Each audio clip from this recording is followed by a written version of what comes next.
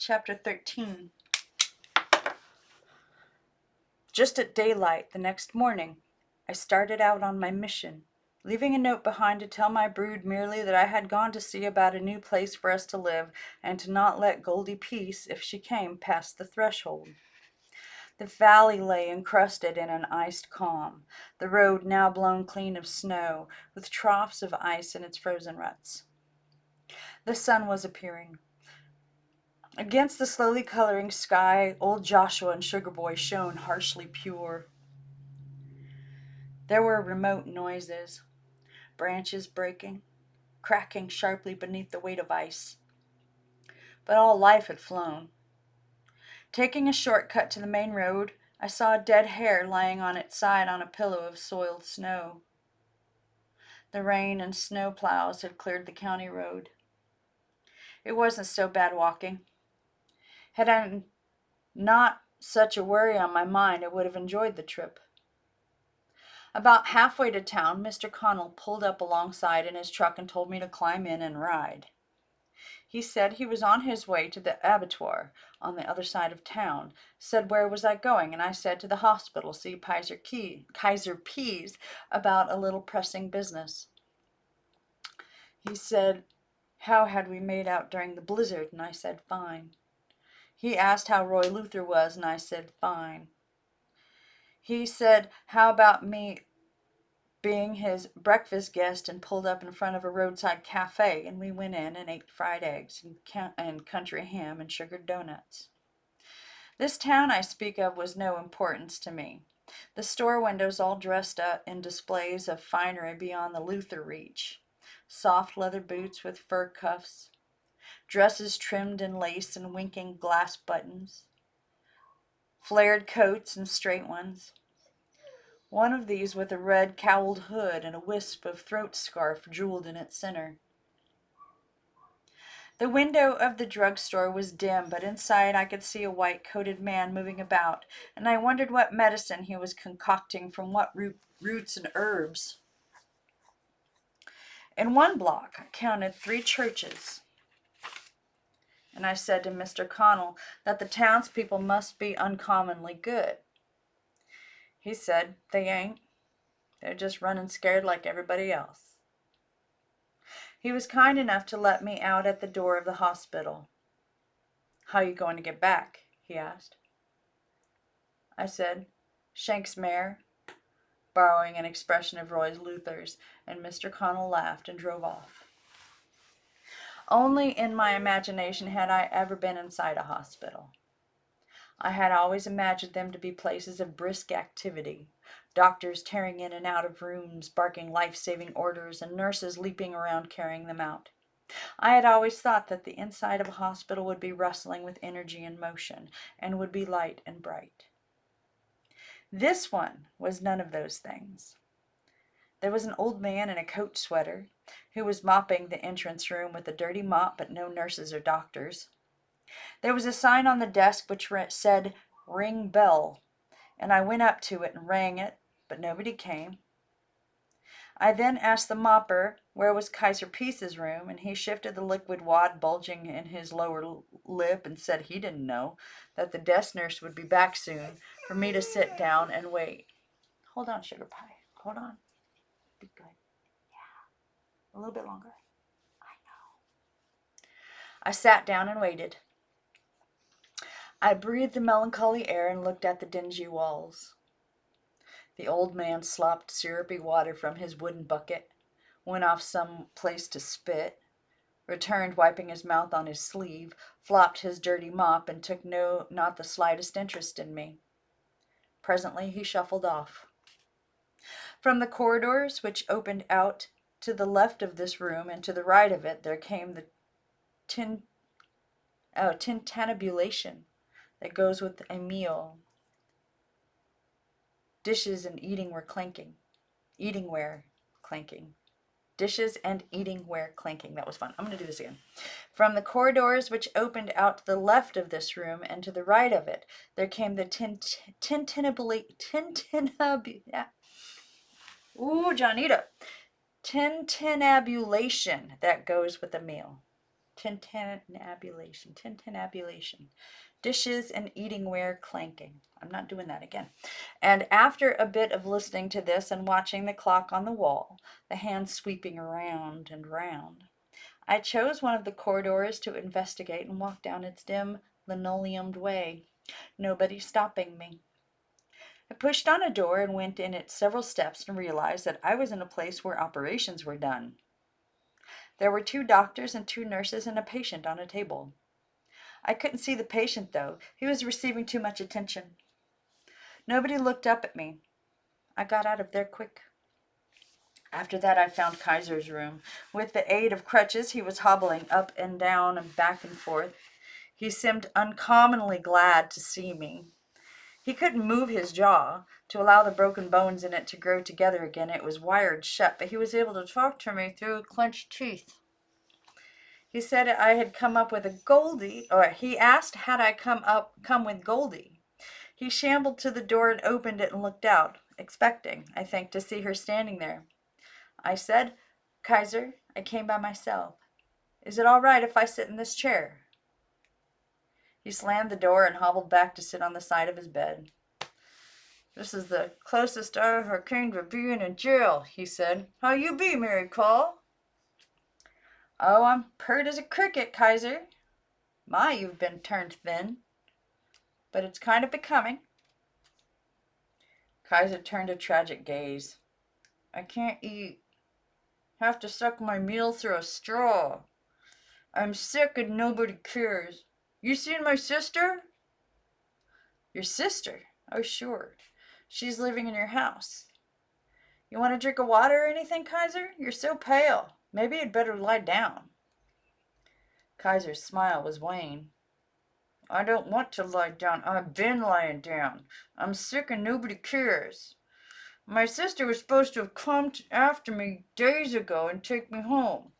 Until I'm better, I can't fend for myself. No, you don't look like you're in any position to do that, Kaiser. It's bad out in the valley right now. There's about 3 feet of mud and no electric power. At least not at our place.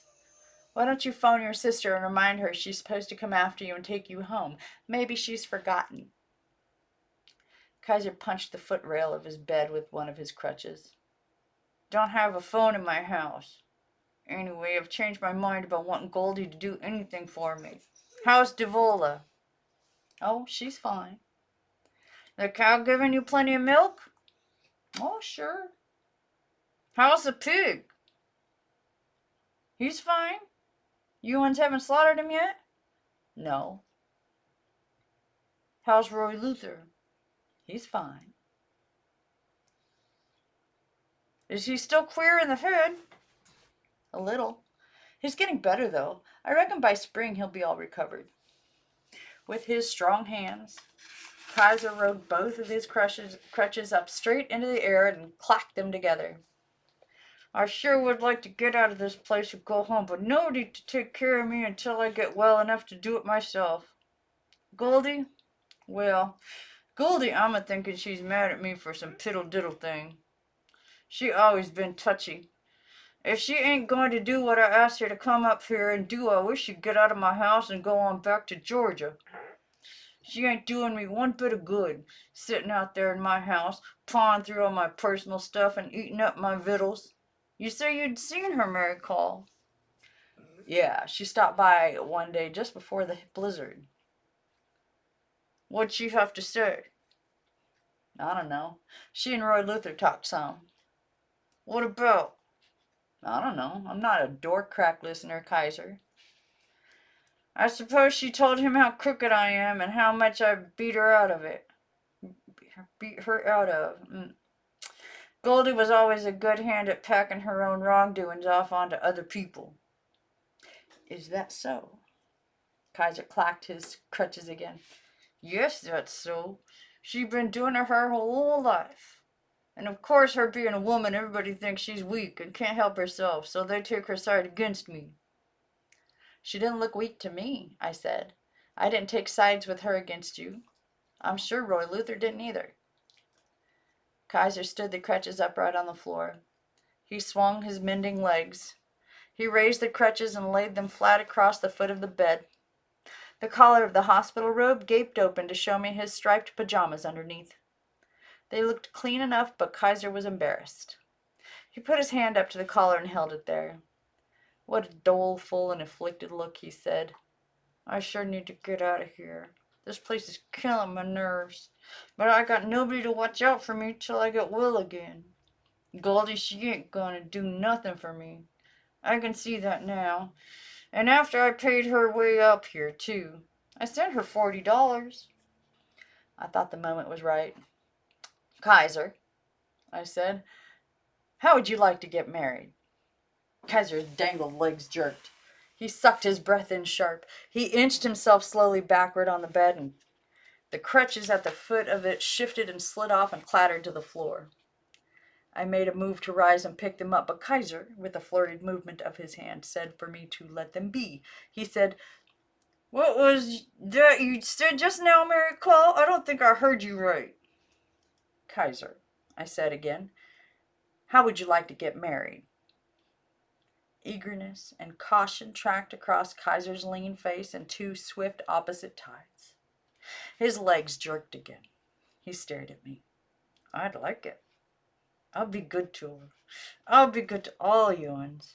You all can come and have dinner with Devola and me every Sunday. When can it happen? Kaiser, I'll give you another pig, maybe two. And I'll fix the roof at your place. Last time I was over there, I noticed it was pretty bad shape. And I'll buy you a refrigerator.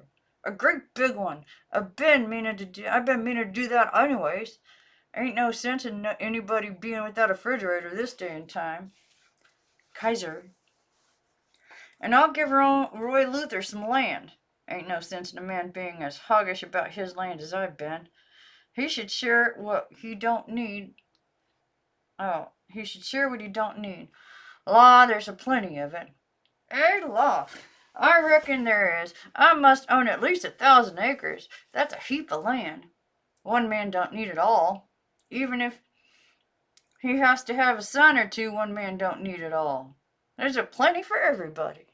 Devola and me only need, well, offhand, I can't say how much we'll need. That'll depend. But we won't need it all. You tell Roy Luther I am to give him some land. You tell him I said, Kaiser. What? Well, what? Kaiser, I said, I'm not talking about you marrying Devola. You know I can't let that happen, not ever. I promised Roy Luther that I mean to keep my promise. What I'm talking about is, well, I thought you might like to marry me. You? Yes. I know there's a lot of difference in our ages and all. You're most 40 and I'm most 40. I'm most 40. Who said so? I don't know. Somebody. I just thought, Kaiser, I don't care how old you are. I love you and I want to marry you. I'm 30, said Kaiser. All right, I'm 30, said Kaiser. All right, you're 30 then. I don't care. It doesn't make any difference. But I love you and I want to marry you.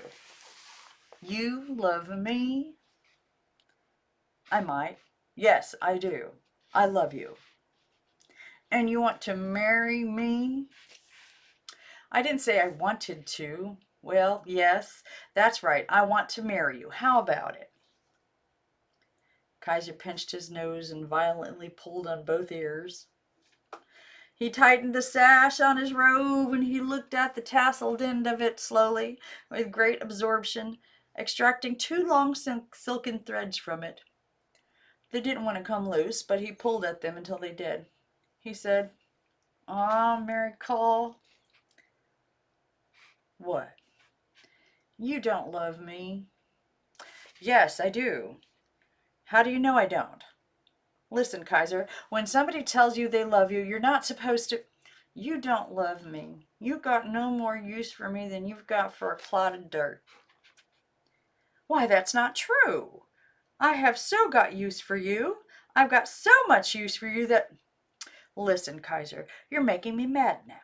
I didn't come all the way from Trial Valley just to sit here and be insulted. Mary Cole, I haven't insulted you. Why, you have so. You've as much as called me a liar. Listen, Kaiser, do you want to marry me or don't you? No, answered Kaiser and hung his head.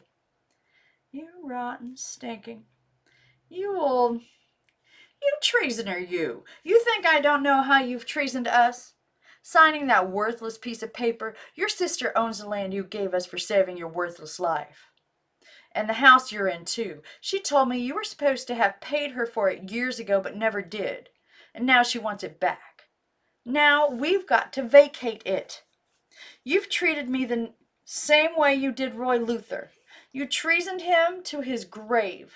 Oh, if I had the sense I was born with, I'd have brought his shotgun and blow your worthless head off. Mary Cole? Oh, shut up. You make me sick to my stomach. Your rotten teeth and your witch's keyhole.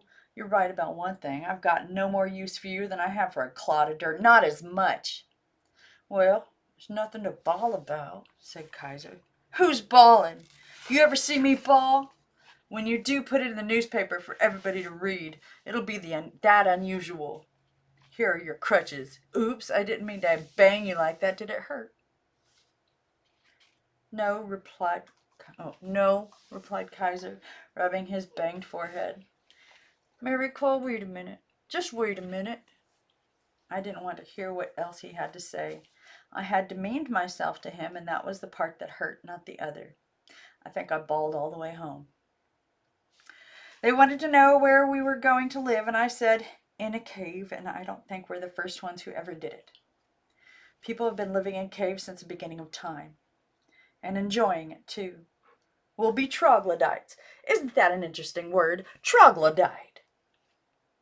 Yes, agreed Romy, but I don't see... What cave are we going to live in, Mary Cole? Oh, I don't know that yet. I have to go and find one. I'll go in just a minute, just as soon as I catch my breath. Don't worry, I'll find one. I'll find a good one and we'll fix it up real livable. We'll get some heavy paper from Mr. Connell and we'll paper the walls, and if we can't get this linoleum up to take with us, we'll buy some new. We've got money in the money box. Don't worry, we'll be real snug and cozy. Will we still go to school? Inquired Romy. Of course. Being a troglodyte doesn't excuse you from having to learn. Oh, I wish we had another wagon. I can see us having to make about 100 trips back and forth for just one. We'll need some boxes to pack stuff in. Do we have any boxes? Evola went to the door, to the root cellar, and returned with 2 cardboard boxes. Tenderly opposing, she said, Mary Cole, we can't live in a cave, can we? Sure we can. What's to stop us? Don't worry, I've got it all figured out. I'll find one with 2 parts to it, if possible. We'll sleep in the back part and live in the front. We'll take this stove apart and take it up first. We'll need it to heat with and cook on. I don't know if we'll take all these chairs. We might not have room for them, but we'll take this table and Cosby Luther's rocker and her chest. We won't leave those behind. And of course we'll take our beds. Dean was worried about the bathroom. She said, what would we do about that part? And I said we'd have to make one. Nobody asked what we would do about electricity. They knew we'd just have to do without it for a while. All 3 were so good not to voice all the obstacles we would surely encounter. Romy said when spring came we could start building a house, couldn't we? I said, yes. When spring comes, we'll start making money again with our roots and herbs. We'll make lots of it because that's the best time for roots and herbers. Then we'll be able to afford all the lumber we need and we'll build ourselves a nice house. We'll have a yellow kitchen and hot water.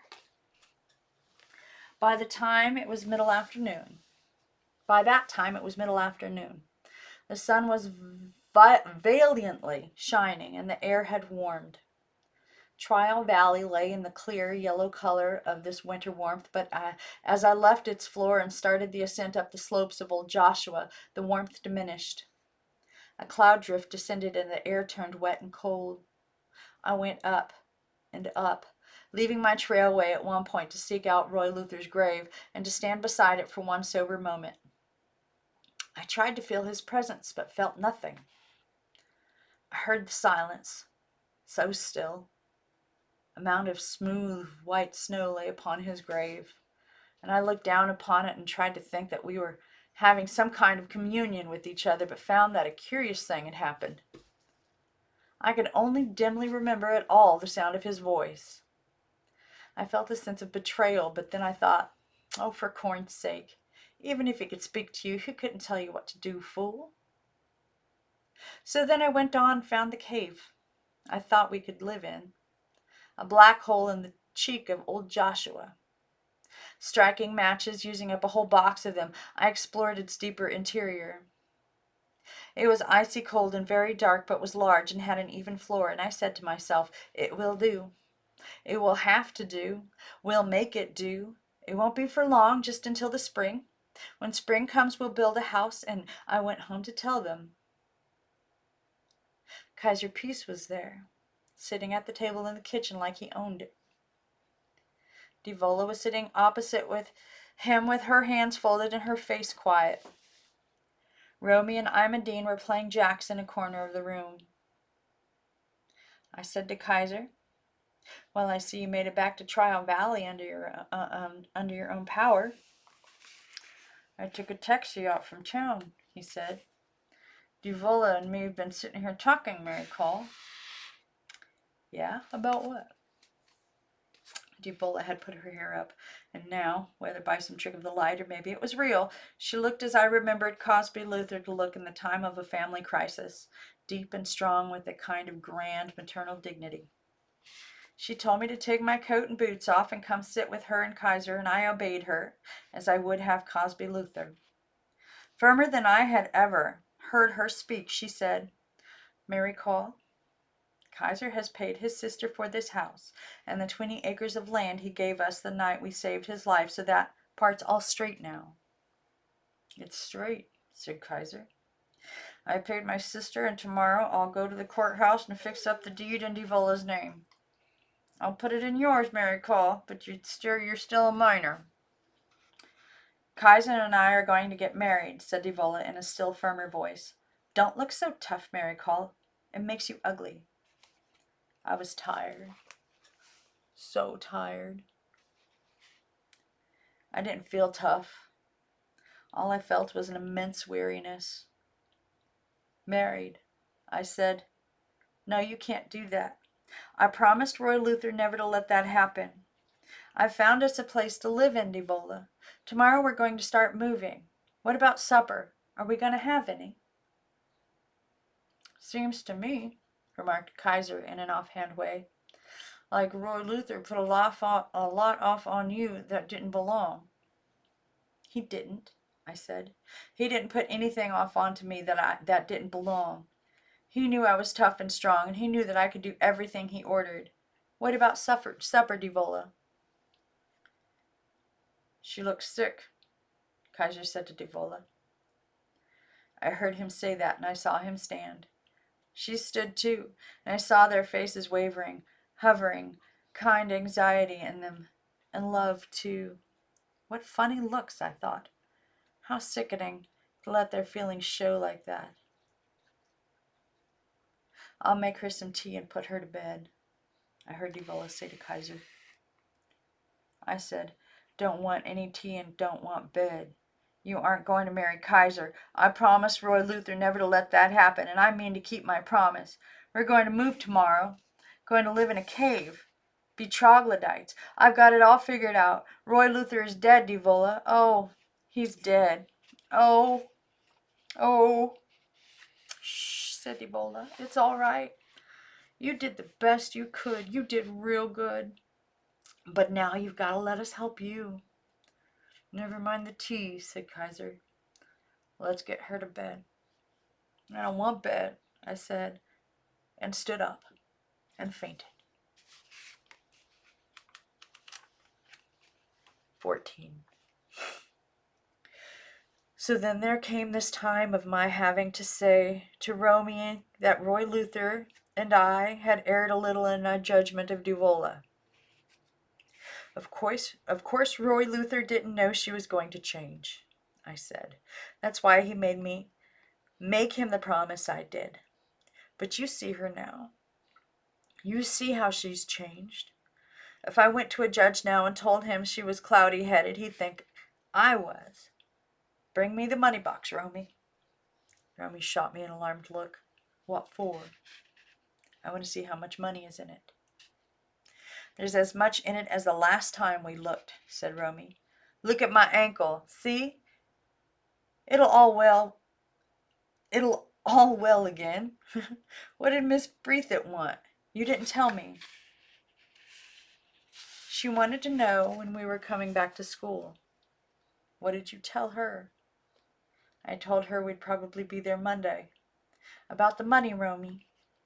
Desperately, Romy explored the shape of his head with his hands. No.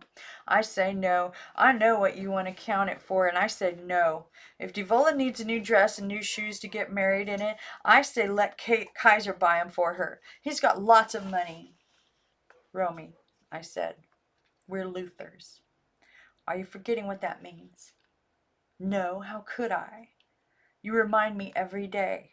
But I just don't see why we have to buy her wedding stuff. Kaiser's the one who wants to marry her. If he wants her to look nice for their wedding, let him buy her clothes. He said he would. I heard him. Romy. Oh, rats, said Romy, but without any more arguing climbed up and got the money box. I would have preferred Devola to get married in her own home, but we couldn't manage it. Couldn't get our sitting room restored to normal in time. So on a Sunday afternoon at 2 o'clock, all of us gathered in Kaiser's parlor to listen to the preacher perform the union. Kaiser in a new gray suit and Devola in a new yellow dress and yellow shoes. The preacher had brought along a violin and a lady to play it. Kaiser's jaw was healed. He didn't have to speak clenched through his teeth anymore, but did it anyway. When the preacher asked, "Do you, Kaiser Peace, take this woman to be your lawful wedded wife?" Kaiser's face went blind and turned sheer white, but Devola turned her head and smiled at him, and he recovered. Then the preacher asked Devola if she took Kaiser to be her lawful wedded husband, and she said she did, and then the violin lady soared a piece, and then we ate 3-layered cake and peppermint ice cream and drank coffee. Romy went outside to look at something and came back and whispered to me that Kaiser's witch's keyhole was gone and that it had been cemented over. Devola wrapped 3 slices of cake and gave them to Imondine to take home. Kaiser persuaded me down to his basement and tried to force a ham and wad of money on me. Got mad at me when I wouldn't take either. You don't need to get that stubborn look on you, Mary Call. I'm your brother-in-law now, whether you like it or not, and I guess I got a right to help you if I want. I said, Kaiser, you didn't marry all of the Luthers, just Devola. Best we get that straight today. Kaiser flapped his arms in silent frustration. Just you be good to Devola, I said. The rest of us will make out all right. We're making Christmas roping now, and come spring we'll be out again with our roots and herbs. Roots and herbs, said Kaiser, and turned a lonely look. You uns are going to kill yourselves stumbling around up there on those mountains. It ain't right. It's all right, I said. It's the rightest thing that ever happened to us. I'm kind of guardian to you now, and Romy, and I'm a dean now, said Kaiser. I got that fixed up with the county people. So you got to halfways listen to what I say, Mary Call. Okay, Kaiser, but just don't go borrowing any trouble. I won't give you any trouble if you don't give me any. Going to build you a barn, said Kaiser, right away, so as you can move those animals out of your house. You hear me, Mary Call? Yeah, Kaiser, sure, that's nice. At first it was strange without Devola. For one thing, I now had to do all the cooking and cleaning, and then there was the problem of Imondine. She howled when I said she couldn't go to school with me, balked at having to stay with Devola on school days. She said it was lonesome at Devola's house. Why can't I go to school and be in the first grade and learn how to read, she asked. Because you're too young, I answered. Go color a picture or cut out some paper dolls. I'm trying to study and you're bothering me. I have got to learn how to read, said Imondine. If you loved me, you'd teach me. If I knew how to read, I wouldn't be lonesome and when you're gone to school. So then I had to teach her how to read, and this and the roping, done at night, and on Saturdays and Sundays sped the winter by. At making roping, which you see towns decorated with at Christmas time, Romy was more adept than I. He could sit at the at the little hand-driven machine and crank out 50 yards of it in less than 2 hours. With one hand, he'd lift the hemlock or balsam or white pine tips which we had gathered earlier and place them, one at a time, on the stout twine with which the machine was threaded. 2 turns of the crank and wire, fed from a spool beneath the twine, fastened the green tips securely, wire and twine twisted, hidden within the crisp greenery. It was Mr. Connell who got us this machine. In his car he took us into town to the drug company which sold the roping, shipping it everywhere at Christmas time, and explained to the man there that we needed to make money, and gave him the cash to lease the machine out of his own pocket. We received an hour's instruction, bought some spools of wire and some balls of twine, went home, and, after harvesting 10 gunny sacks of white pine, balsam, and hemlock tips, started to work. The house filled with the scent of the rich, fragrant green stuff. Behind the stove the pig, given to us by Devola, snored on his pallet, the rooster beside him. Ima Dean sat at the open oven door, toasting herself and reading. Romy and I took turns at the machine. It snowed, but even this was pleasant. The hardest of our worries were gone. I had asked Mr. Connell how his wife felt about us every day. Now everybody knew Roy Luther was dead, and his answer had been that if I was doing any worrying about Mrs. Connell, I was wasting my time. There was an evening when Kaiser came and said, "I got the business of Roy Luther straightened out today, Mary Call. He can be left where he is, up on old Joshua." "It's where he wanted to be," I said. "Thank you." "You're welcome," said Kaiser, and grinned wide, and I saw then his newly repaired teeth, shining white and clean and perfect. It would have been wrong to take notice of them in words, so I didn't.